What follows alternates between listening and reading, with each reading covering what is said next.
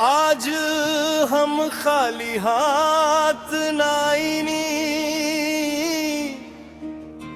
दिल में प्रेम सजा के आईनी।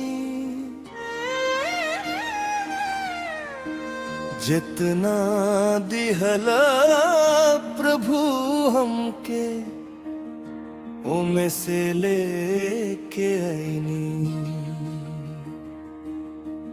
तोहार दया से घर बसल बा, तोहार कृपा से सांस चलल बा। धन दौलत सब तोहार दे, आज तोहरे चरण धर ललवा। खुशी से दान चढ़ाई, दिल से भेंट चढ़ाई। जवन कुछ दिहला तू हमके, तोहरे चरण चढ़ाई। हालेलुया,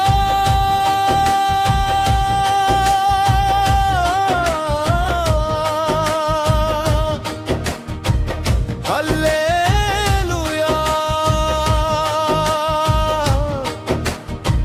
यीशु राजा के जय।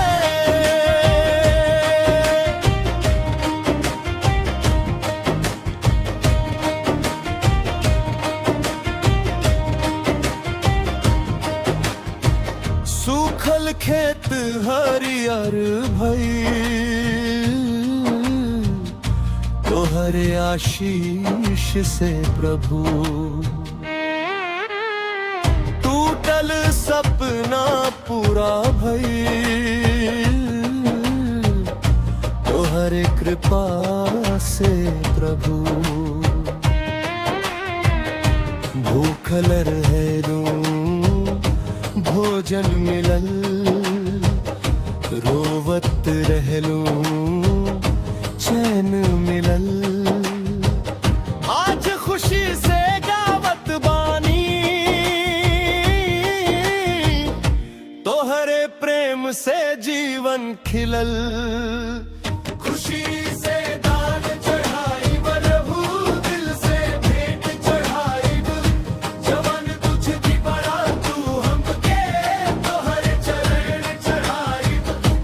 यीशु जिंदा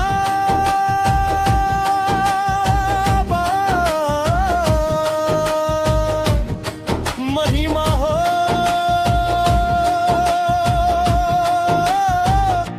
राजा के जय हो। हालेलुया,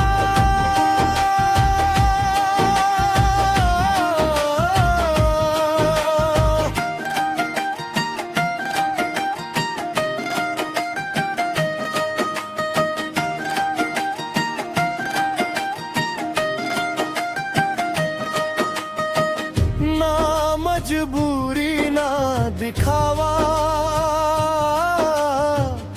प्रेम से दान चढ़ाई। खुश मन से आराधना करके, महिमा तोहार गाई।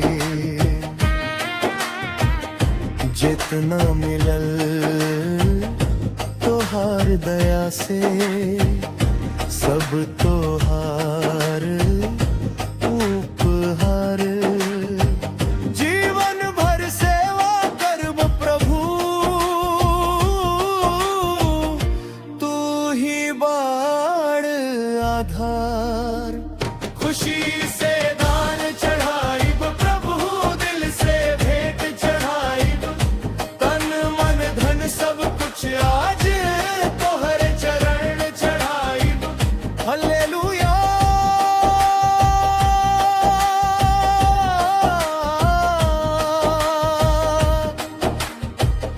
हालेलुया।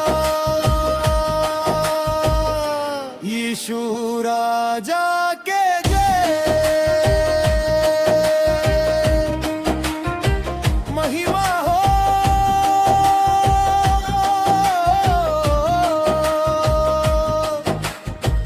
महिमा हो।